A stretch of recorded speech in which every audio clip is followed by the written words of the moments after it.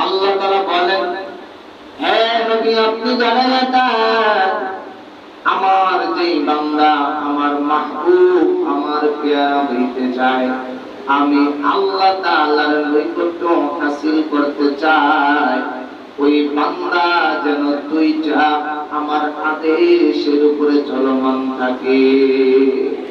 আল্লাহ তাআলা আদেশ করেছেন দুইটা।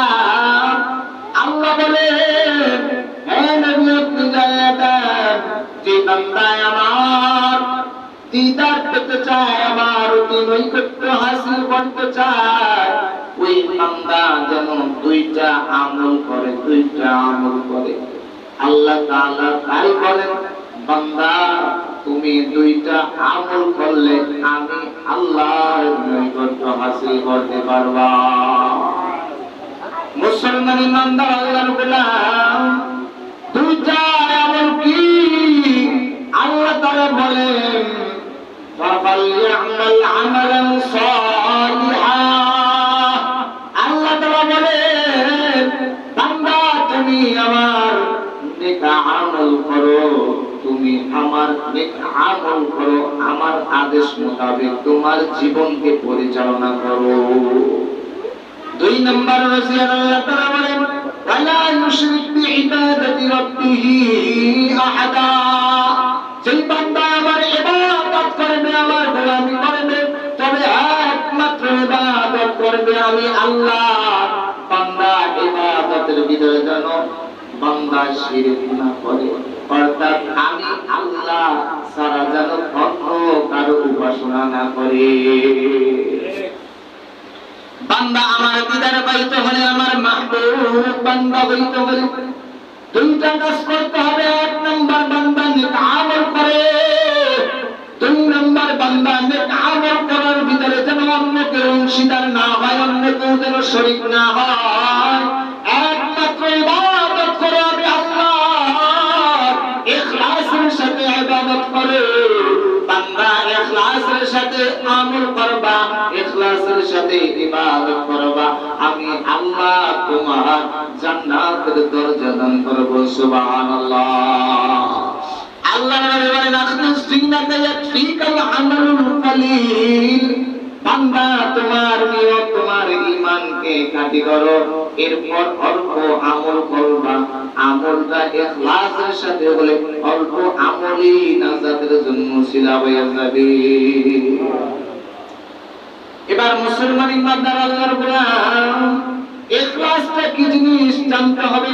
যে ইখলাসের সাথে আল্লাহ ইবাদত করতে বলেছেন, ইখলাসটা হলো একাকিত্ব, একমাত্র আমার যত কার্যকলাপ আছে, আমার যত ইবাদত আছে, যত আমল আছে, একমাত্র আমার আল্লাহকে রাজি আর খুশি করার উদ্দেশ্যে। ইবাদতটা হতে হবে, আমার নামাজটা একমাত্র আমার আল্লাহকে পাওয়ার জন্য, জান্নাত পাওয়ার জন্য। নামাজ পড়লে কাজ হবে না, জান্নাত পাওয়ার জন্য নেক আমল করলে কাজ নাই। একমাত্র নেক আমল করতে হবে আমার আল্লাহকে রাজি আর খুশি করার উদ্দেশ্যে। কারণ এক বান্দা পাহাড়ের ভিতরে নির্জনে গুহায় 1500 বছর পর্যন্ত আল্লাহ তাআলার গোলামি করেছে। কয় শত বছর? 500 বছর পর্যন্ত আল্লাহ তাআলার গোলামি করেছে। তবে ওই পাহাড়ের ভিতরে আল্লাহ তাআলা কাছে বান্দা কাকুতি মিনতি করে বলে, আল্লাহ তুমি আমাকে এলাকার ভিতরে রাখিও না, কারণ এলাকার ভিতরে রাখলে, লোকালয়ের ভিতরে রাখলে আমার ইবাদত করতে বড় কষ্ট হয়, দেখা ধরে। আল্লাহ তুমি আমাকে ক্ষমতা দাও, তুমি আমাকে নির্জনে এক স্থানে নিয়ে যাও, যেখানে বসে একমাত্র ইবাদত করব তোমার। আল্লাহ তাআলা বান্দাকে বলে, বান্দা হাঁটতে হাঁটতে হাঁটতে একটা সময় বান্দা পাহাড়ে চলে গেছে। পাহাড়ের গুহায় বসে আল্লাহ তাআলার ইবাদত করে, আল্লাহ তাআলার ইবাদত করে। আল্লাহ আবার তাকে পাহাড়ের ভিতরে খাওয়ানোর জন্য রিজিকের ব্যবস্থা করে দিলেন। সুন্দর একটা ডালিম গাছ থেকে সুন্দর করিয়া প্রত্যেকটা দিন এক একটা করিয়া পাকা রুষ্ট পুষ্ট একটা ডালিমের খাবার আল্লাহ রিজিক তার জন্য ব্যবস্থা করে। আল্লাহ পানির ব্যবস্থা করলেন, বান্দা এবার ইবাদত করে রিজিক ভক্ষণ করে 1500 বছর পর্যন্ত ইবাদত করেছে। আল্লাহ পাক রব্বুল আলামিন আজরাইলকে আদেশ করে, আজরাইল যাও যাও যাও, অমুক বান্দা পাহাড়ের ভিতরে ইবাদত করে যাও, তুমি তাকে তার রূহটা কবজ করে নিয়ে আসো।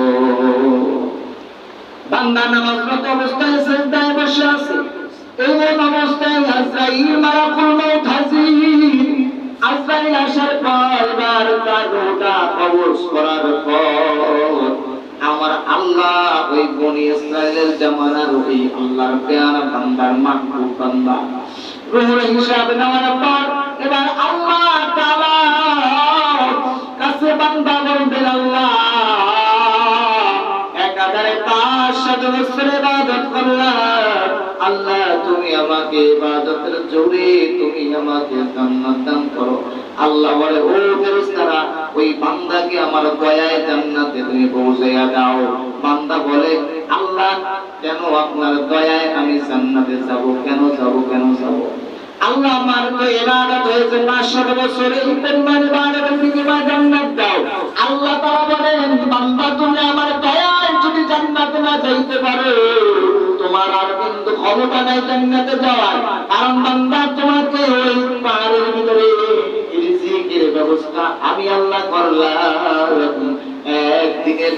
একদিনের রিজিকের বিনিময় আমি আল্লাহ 500 বছরের ইবাদত কেটে নিয়ে গেলাম। এবার আল্লাহ তাআলা বান্দাকে ডাক দিয়ে বলে, বান্দা একদিনের রিজিকের জন্য আমি আল্লাহ তোমার 500 বছরের ইবাদত কেটে নিয়ে গেলাম।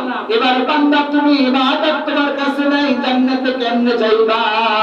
বান্দা আল্লাহকে ডাক দিয়ে বলে, মালিক আল্লাহ এবার আমি বুঝে আসছে তোমার দয়া ছাড়া জান্নাতে যাওয়া সম্ভব না।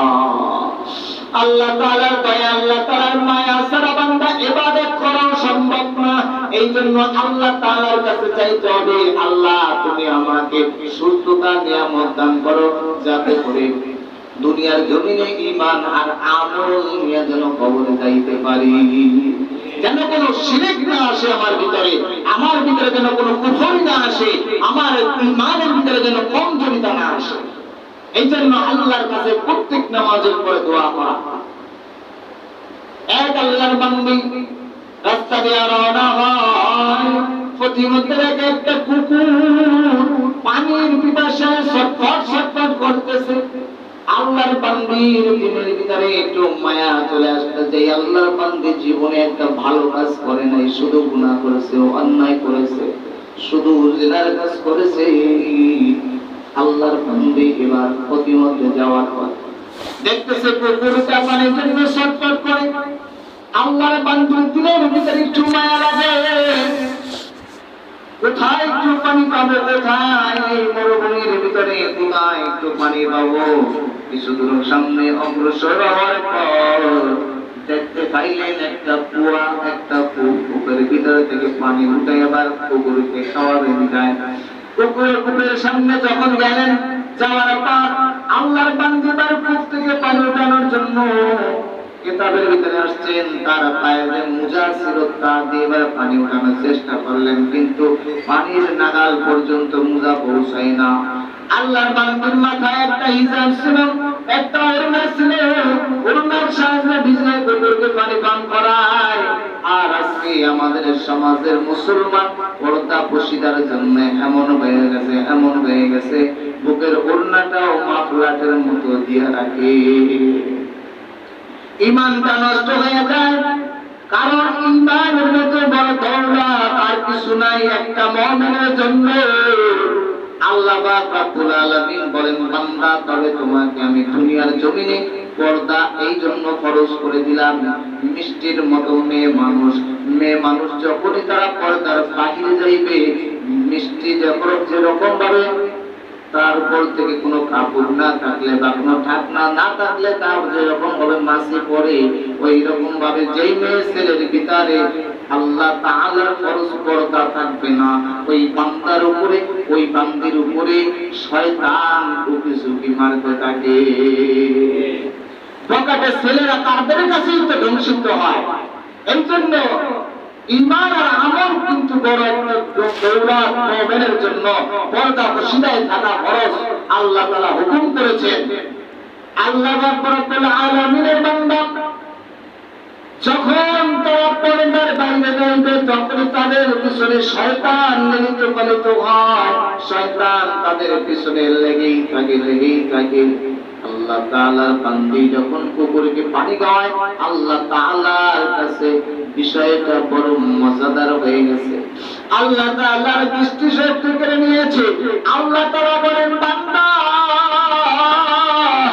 আমি তোমাকে ক্ষমা করে দিলাম। জীবনে যত তুমি অন্যায় কাজ করেছো, আজকে কুকুরের জন্য একটু মায়া লেগেছে, কাজটা তবে ইখলাসের সাথে হওয়ার কারণে আমি আল্লাহ তোমাকে ক্ষমা করে দিলাম।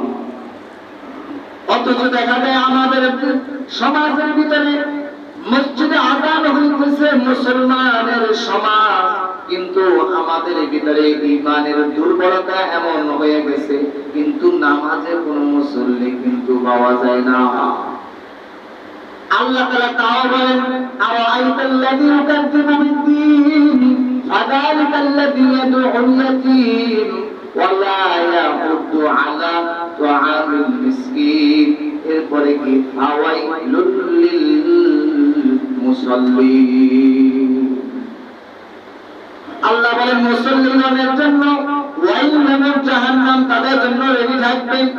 ওয়াইল নামক জাহান্নাম কিন্তু বড় ভয়ানক। আল্লাহ তাআলা কোরআনের অনেক স্থানে ওয়াইল নামক জাহান্নামের কথা বলেছে। বড় অদ্ভুত একটা জাহান্নাম, বড় মারাত্মক একটা জাহান্নাম। এই জন্য ওয়াইল নামক জাহান্নামে কারা যাবে? আল্লাহ বলেন ফাওয়াইলুল লিল মুসাল্লিন।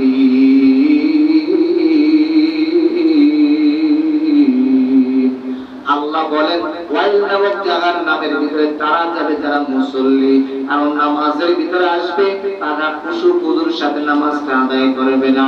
আসবে মসজিদের সবার শেষে, যাবে আবার সবার প্রথমে। আবার মসজিদে আসার পর ইমাম সাহেব সালাম ডান দিকে ফিরানোর পর বাম দিকে সালাম ফিরাইতে পিছন থেকে দুই কাতার মুসল্লি শেষ। আল্লাহ বলেন আল্লাহ তাআলা বলেন ওই মুসল্লিদের জন্য ওয়াইল নামক জাহান্নাম রেডি। এই জন্য মুসলমান বান্দার আল্লাহর কোরআন ঈমান ওয়ালা হইতে হবে। কারণ আমার আল্লাহ তো বলেন, বান্দা আমি তোমাকে সৃষ্টি করলাম আমার ইবাদত, আমার গোলামি করার জন্য, বান্দা তোমাকে জাহান্নামে দেওয়ার জন্য না। আমি আল্লাহ তাআলা লা তাখুযুহু সিনাতুন ওয়ালা নাওম, আমি আল্লাহ তাআলা ঘুমাই না, ঘুমের চিন্তাও নাই। মুসা পয়গম্বর আল্লাহ তাআলাকে ডাক দিয়ে বলেন, আল্লাহ তুমি তো কোরআনে বলেছো, আল্লাহ তুমি তো কোরআনে বলেছো লা তাখুযুহু সিনাতু ওয়ালা নাওম। আল্লাহ তোমার ঘুম নাই, ঘুমের চিন্তাও নাই, এর কারণ কি? মুসা তো বলে ঠেরা ছিলেন। আল্লাহ বলে, আল্লাহ তোমার কেন ঘুম নাই, ঘুমের চিন্তাও নাই, তুমি থাকোটা কিভাবে? তুমি একটু আমাকে বলো। আল্লাহ তাআলা বলেন, মুসা তোমার প্রশ্নের জবাব আমি আল্লাহ এখন দেব না, তবে আগামী কাল এসে তোমার প্রশ্নের জবাব তুমি আমার কাছ থেকে নিয়ে যাবা। তবে তোমার আজকে রাতে একটা কাজ তোমার করতে হবে। বলে কি কাজ?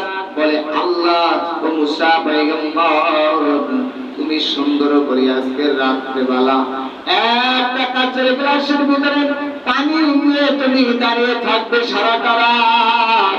সকালবেলা যখন ফজর আযান হবে তুমি আমার কাছে চলে আসবা প্রশ্নের জবাবটা নেওয়ার জন্য। মুসা পয়গম্বর আল্লাহ তাআলার কথা যেরকম সেই রকম আবার কাজ। মুসা পয়গম্বর এবার কাচের পাত্রের ভিতরে, কাচের গ্লাসের ভিতরে এবারে পানি নিয়ে রাত্রিবেলা দাঁড়িয়ে আছে। আল্লাহ পাক রব্বুল আলামিন রাত্র যখন গভীর হইল আল্লাহ তাআলা ঘুমকে আদেশ করলেন, ঘুম তুমি যাও মুসা পয়গম্বরকে একটু তুমি ঝিমটি এনে দাও, একটু ঝিমটি এনে দাও। আল্লাহ তাআলার কথা যেই রকম সেই রকম আদেশ যেই রকম আল্লাহ করেছেন সেই রকম ভাবেই ঘুম। আল্লাহ তাআলার আদেশ অমান্য করে নাই। মুসা পয়গম্বর হাতের ভিতরে গ্লাসটা নিয়ে দাঁড়িয়ে আছে। ঘুমের একটু রাত্রে যখন গভীর হয়, ঘুমের একটু ঝিমঝি আসে, হাতের থেকে গ্লাসটা, কাচের গ্লাসটা পড়ে চূর্ণ বিচূর্ণ হয়ে যায়। এবার মুসা পয়গম্বর চিন্তায় বিভোর হয়ে গেলেন, আমার আল্লাহ তো আগামী কালকে সকালবেলা আমাকে গ্লাসের সম্পর্কে জানতে চাইবেন, আমি কি উত্তর দিব? সকাল যখন হলো, ঘনি আসলো সুবহে সাদিকের সময়, আল্লাহ তাআলার কাছে দূর পারে যায় মুসা পয়গম্বর আল্লাহকে ডাক দিয়ে বলে, আল্লাহ তুমি আমাকে যে আদেশ করেছিলা আমি তো আদেশটা মেনে এসেছি। আল্লাহ তাআলা বলে, ও মুসা তোমার হাতের গ্লাসটা ছিল, গ্লাসটা কোথায়? বলে, আল্লাহ রাত্রে যখন গভীর হলো আমার হাতের গ্লাসটা পড়ে ভেঙে গেল। আমার আল্লাহ ডাক দিয়ে বলে, মুসা তোমাকে একটা রচনের জন্য, একটা রাতের জন্য আমি আল্লাহ তোমাকে একটা গ্লাস হাতে রেখে দিতে বলেছিলাম, কিন্তু গ্লাসটা তুমি একটা রাত সংরক্ষণ করে রাখতে পারো নাই। ও মুসা তুমি তবে শুনিয়া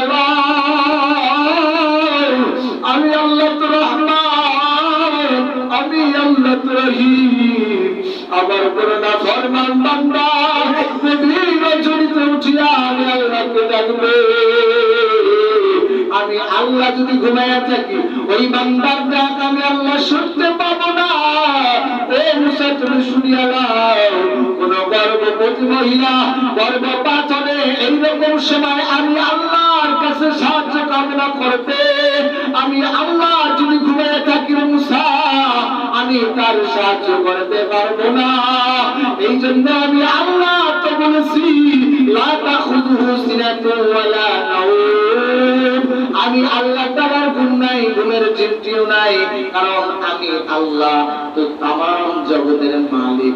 আমি আল্লাহ যদি ঘুমায়া যাই, তামাম জগৎটা ভেঙে বিচূর্ণ চূর্ণ হয়ে যাবে। আল্লাহ তাআলা কেমন আমাদের জন্য মায়া, কেমন দয়ালু আমার আল্লাহ। বলেন বান্দা, তুমি যখন তোমার নিজের গুনার কথা স্মরণ করিয়া আমি আল্লাহ তাআলা দরবারে একটু কান্না করো, বান্দা তোমার দুই ফোঁটা চোখের পানি নাকের ডগায় আসা রাখি আমি আল্লাহ তোমার জিন্দেগীর তামাম গুনাহগুলিকে মাফ করিয়া দেই। এই জন্য সম্মানিত মুসলিম کرام, আল্লাহ তাআলার হুকুম আহকামের ভিতরে যেন কোনো কিঞ্চিত পরিমাণ আমাদের ভুল ত্রুটি না থাকে, আমাদের ঈমানের ভিতরে যেন কোনো কমজোরি না থাকে। কারণ ঈমান কাছে আমাদের টাকার কাছে, অর্থের কাছে কিন্তু বিক্রি হয়ে যায়। কারণ দুনিয়ার জমিনের ধন সম্পদের মালিক হইলাম, দালান করলাম, কোটা করলাম, কিন্তু দালানের ভিতরে শোয়ার ভাগ্য হলো না। বলেন তো কেউ দালান করার শুরু থেকে নিয়ে কেউ বলতে পারবে দালানের ভিতরে আমি শুইতে পারবো? এইরকম গ্যারান্টি কি কেউ দিতে পারে? এইরকম গ্যারান্টি কেউ দিতে পারে না। কারণ আল্লাহ তো বান্দাকে সৃষ্টি করার পর আল্লাহ তো শর্ত লাগাইয়া দিলেন, কুল্লু নাফসিন যায়িকাতুল মাউত।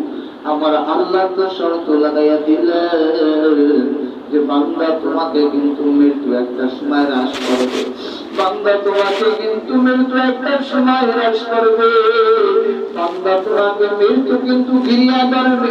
কারণ দুনিয়ার জমিনে তুমি যাদেরকে আপন মনে করো তারা দুনিয়ার কেউ তোমার আপন হবে না। তোমার দেহের ভিতরে বাতাসটা যে আপ ডাউন করতেছে, এই 2 সেকেন্ডের বাতাসটা, নিঃশ্বাসটা যদি বন্ধ হয়ে যায়, বান্দা দুনিয়ার জমিনে দেখো আর তোমার কেউ আপন না। দুনিয়ার ছেলে সন্তান তোমার আপন না, দুনিয়ার স্ত্রী তোমার আপন না, মা বাবা তোমার আমার আপন না। বান্দা এই জন্য ওই মৃত্যুর পূর্ণ প্রস্তুতি দুনিয়ার জমিন থেকে নিয়ে আসো। কারণ বান্দা তারাই তো দুনিয়ার জমিনে বেশি মেধাবী, তারাই তো দুনিয়ার জমিনে মুহাফিজ, যারা দুনিয়ার জমিন থেকে চিন্তা করে দুনিয়া থেকে বেশি আসমানের কথা, বেশি পরকাল জিন্দেগীর কথা স্মরণ করে। কারণ আল্লাহ তাআলা বলেন, যারা দুনিয়া দুনিয়া দুনিয়া দুনিয়া করে তাদেরকে আমি আল্লাহ দুনিয়া পরিপূর্ণ দিয়া দেই, কিন্তু তাদের জন্য আখিরাত তো আমি আল্লাহ ধ্বংস করিয়া দেই, কারণ আমি আল্লাহ তাদেরকে দুনিয়া দেই কিন্তু আখিরাতকে ধ্বংস করিয়া দেই। আর যারা দুনিয়ার জমিনে বসিয়া যারা আখিরাতের চিন্তা করে, যারা পরকাল জিন্দেগির চিন্তা করে, আমি আল্লাহ তাদেরকে দুনিয়াও দেই আখিরাতও দিয়া দেই। সুবহান